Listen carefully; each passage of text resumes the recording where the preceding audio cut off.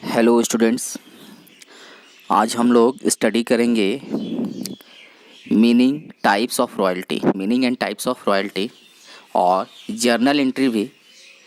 Lazy के book में journal entry क्या क्या होगा उसका भी हम लोग आज स्टडी करेंगे।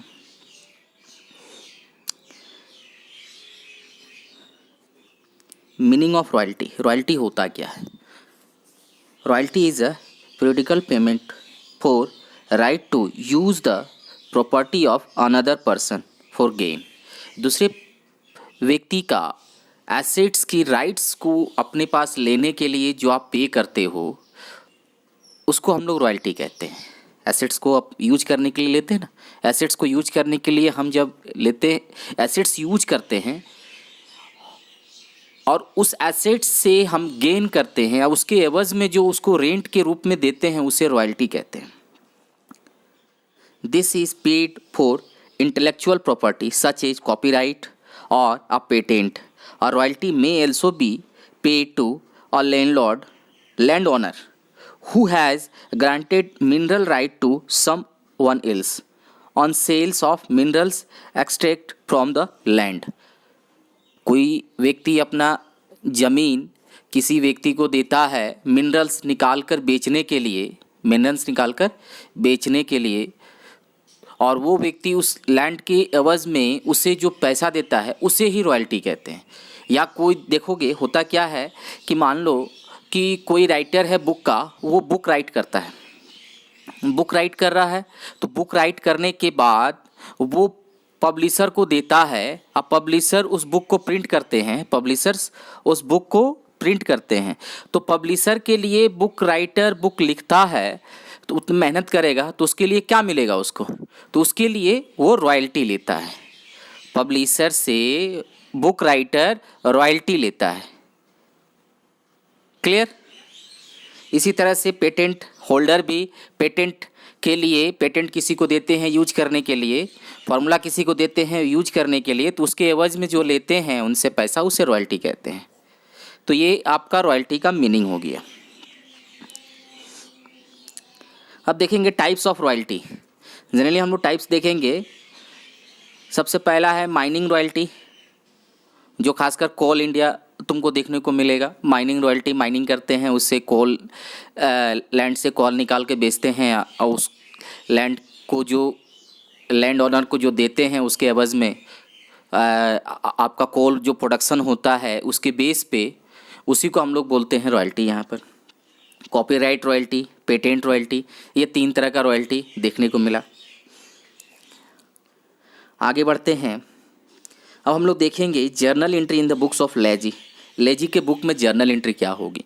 तो देखो यहाँ पर रॉयल्टी में होता क्या है। रॉयल्टी में इससे पहले भी डिस्कस करना है कि रॉयल्टी जब पढ़ोगे तो रॉयल्टी में एक मिनिमम रेंट को तुमको सुनने को मिलेगा। मिनिमम रेंट क्या है?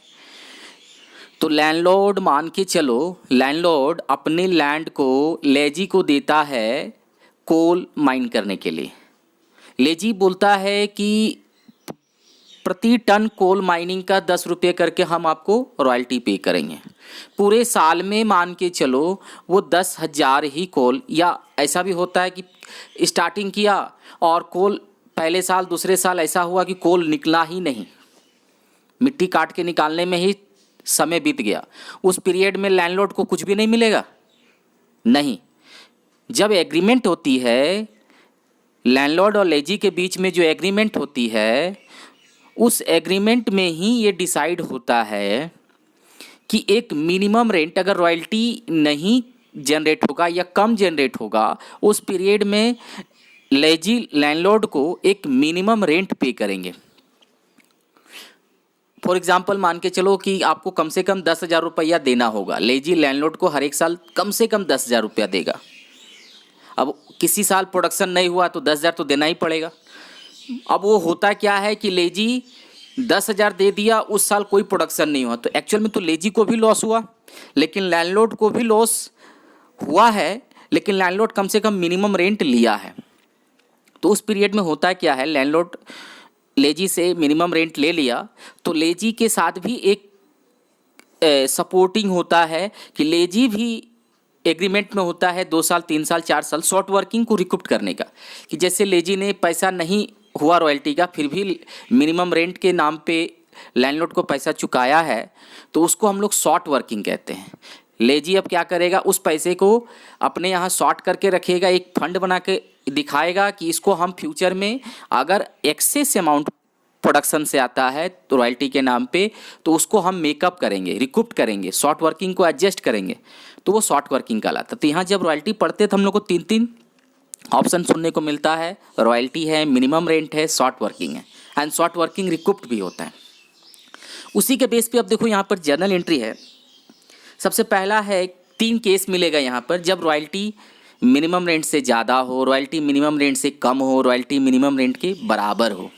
अब सबसे पहला सिचुएशन तुम्हारा यहाँ क्या है, when royalty is less than minimum rent, royalty minimum rent से कम होता है तो क्या होगा। मिनिमम रेंट 10,000, रॉयल्टी बिल्कुल नहीं हुआ, या हुआ तो 5,000 हुआ, 4,000 हुआ, उस केस में क्या होता है, पहला जो एंट्री होती है, royalty account debit, short working account debit to landlord. अब जब सेकेंड एंट्री करेंगे तो landlord account debit to bank, ये मिनिमम रेंट अमाउंट बैंक के माध्यम से, या चेक भी, यहाँ चेक ना दे के कैश देते हो तो royalty to landlord to cash भी लिख सकते हो। एंड थर्ड एंट्री होता है profit and loss account debit to royalty account. Royalty nominal account है, साल के अंत में रॉयल्टी को प्रॉफिट एंड लॉस में ट्रांसफ़र करना होता है, इसलिए प्रॉफिट एंड लॉस में उसको ट्रांसफ़र किया गया। तो ये 3 एंट्री हुआ। अगर तुम्हारा जिस ईयर में रॉयल्टी मिनिमम रेंट से कम होगा, उस ईयर में दिखाओगे royalty account debit, short working account debit to landlord, landlord to bank, and profit and loss to royalty. ये 3 एंट्री हो गया। अब देखो, अगर सिचुएशन ऐसा होता है कि तुमको देखने को मिलता है रॉयल्टी जो है मोर देन होता है मिनिमम रेंट से, royalty is more than minimum rent, royalty is more than minimum rent, और शॉर्ट वर्किंग को तुम रिकूप भी करते हो, शॉर्ट वर्किंग को रिकूप करते हो, पिछले साल की शॉर्ट वर्किंग को तुम रिकूप कर रहे हो, पहले की शॉर्ट वर्किंग को तुम एडजस्ट कर रहे हो, उस केसेस में क्या करनी होगी, royalty account debit to landlord, landlord to bank and to short working, and the last entry profit and loss account debit to royalty. ये तो वही जो रिपीट कर रहा, profit and loss to royalty. Clear हुआ। एंड द सिचुएशन नेक्स्ट है and last है, when royalty is equal to minimum rent, और ये सिचुएशन एक और होता है, when royalty is more than minimum rent and short working को रिकूप नहीं कर रहे हैं, does not use for short working recouped.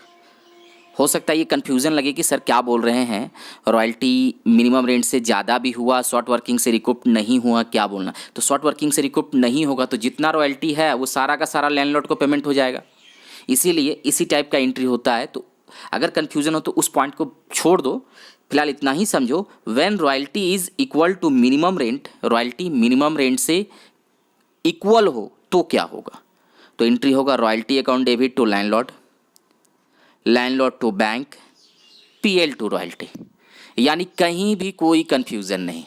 देखोगे हर साल इसी टाइप का एंट्री हो रहा, लेकिन जब शॉर्ट वर्किंग हो रहा, शॉर्ट पैसा कर रहा तो रॉयल्टी के साथ डेबिट हुआ, जब शॉर्ट पैसा मेकअप हुआ तो लैंडलॉर्ड के साथ क्रेडिट हुआ, अब पीएल टू रॉयल्टी तो तीनों केस में हो रहा है।